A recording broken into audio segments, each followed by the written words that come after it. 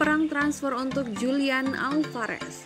Rossoneri tampaknya tidak sendirian dalam upaya untuk mendatangkan Alvarez. Seperti dilansir Calcio Mercato bahwa AC Milan bukan satu-satunya tim yang mengamati striker 21 tahun tersebut. Namun dapat dikatakan seluruh klub papan atas Eropa melakukan hal yang sama. Sementara River Plate akan memicu perang transfer terhadap Julian Alvarez. Sebagaimana diketahui bahwa pemain internasional Argentina tersebut telah mencetak hat-trick dalam pertandingan River Plate melawan San Lorenzo kemarin dan berhasil memuncaki daftar pencetak gol terbanyak dengan torehan 10 gol dalam 16 laga.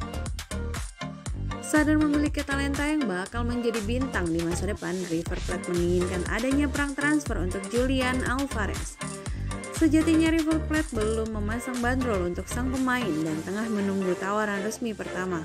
Baru kemudian memutuskan apakah tawaran tersebut sudah sesuai dengan apa yang mereka inginkan atau menunggu proposal yang lebih menggiurkan. Menurut pemberitaan tersebut, Milan sendiri belum ada kontak dengan River Plate maupun dengan Alvarez.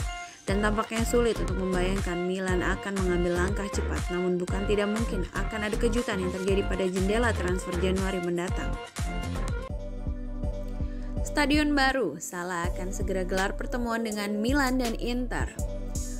BP Salah, wali kota Milano, telah mengkonfirmasi akan menggelar pertemuan dengan AC Milan dan Inter terkait pembahasan stadion baru.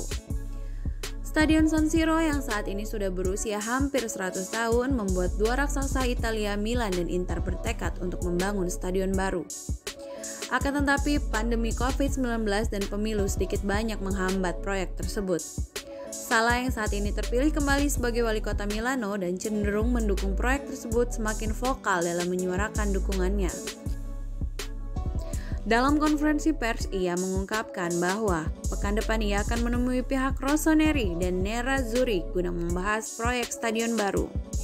Saya pikir saya akan menemui tim-tim ini pekan depan. Kami sedang berdiskusi sebagaimana yang dijanjikan. Kami akan memulai kembali dengan dialog tersebut, ujarnya. Sebelum ia mendeklarasikan bahwa jika ia satu-satunya yang memegang keputusan soal rencana tersebut, ia akan langsung memulainya tanpa harus melalui proses rumit dan panjang seperti sekarang ini. Milan sendiri saat ini tengah mengalami keuangan yang membaik dan belum lama ini muncul isu bahwa Milan siap membangun stadion baru meski dan tanpa Inter Milan, mengingat situasi finansial klub tetangga yang saat ini sedang mengalami kerugian. Jadwal padat menanti pasca kekalahan dari FC Porto. Pasca kekalahan 1-0 dari FC Porto Rabu dini hari kemarin, AC Milan nampaknya tidak memiliki banyak waktu untuk beristirahat mengingat jadwal padat menanti. Seperti dilansir di Corriere della Sera, bahwa Rossoneri akan dihadapkan dengan lawan-lawan berat selama 18 hari ke depan. Akhir pekan ini Rossoneri akan menghadapi Bologna, kemudian akan menghadapi Torino di tengah pekan depan. Setelah itu, 3 pertandingan berat sudah menanti AC Milan. Pada 31 Oktober mendatang, Milan sudah harus bertandang ke Stadion Olimpico menghadapi Serigala Roma. Setelahnya, Milan akan menjamu FC Porto di San Siro pada matchday keempat Liga Champions. Dan 2 hari berselang, Milan harus dihadapkan pada Derby della Madonnina kontra Inter 7 November mendatang. Pelatih kepala AC Milan Stefano Pioli tentu sangat berharap para pemain yang saat ini absen karena mengalami cedera dapat segera mungkin pulih dan kembali masuk dalam daftar pemain yang akan disiapkan pada laga-laga penting tersebut. Pada pertandingan melawan FC Porto kemarin, tampak sekali AC Milan sangat kesulitan mengembangkan permainan yang biasa mereka terapkan. Akibat banyaknya pemain yang absen seperti Theo Hernandez, Mike Maignan, Brahim Diaz, Frank Kessié dan Ante Rebic. Penampilan impresif Milan di Serie A dengan belum terkalahkan pada 8 laga awal mereka sungguh berbanding terbalik dengan apa yang mereka capai di Liga Champions lantaran sejumlah pemain inti yang tidak dapat dimainkan. Isco sepakat bergabung dengan Milan.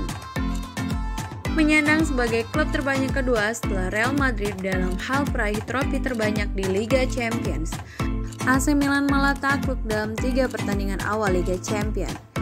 Terakhir Milan keok ketika melawan FC Porto. Kendati demikian, Milan benar-benar mendapatkan pengalaman berharga. Milan menyadari salah satu titik lemah yakni pada posisi playmaker.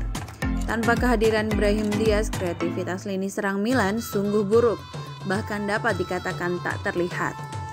Saat melawan FC Porto, Milan hanya mampu menciptakan 4 kali tendangan ke gawang. Berbanding terbalik dengan tim tuan rumah yang mampu menciptakan 20 tendangan ke gawang. Tak ingin jatuh di lubang yang sama, AC Milan berniat untuk mendatangkan playmaker anyar pada jendela transfer Januari mendatang. Sejumlah nama dikaitkan akan merapat ke San Siro dan salah satunya adalah pemain Real Madrid, Isco. Bahkan kabarnya AC Milan secara diam-diam telah menyelesaikan kesepakatan personal untuk menggait pemain 29 tahun tersebut. Seperti dilansir dari Sempre Milan bahwa AC Milan sudah selangkah lagi menandatangani pemain Real Madrid, Isco. Kabarnya Isco akan datang pada jendela transfer Januari mendatang setelah ia merampungkan kesepakatan personal dengan AC Milan. Isco sendiri nyaris berseragam AC Milan dalam beberapa kali kesempatan termasuk awal musim ini. Namun transfer belum terlaksana setelah Rossoneri gagal memenuhi mahar yang diminta Real Madrid.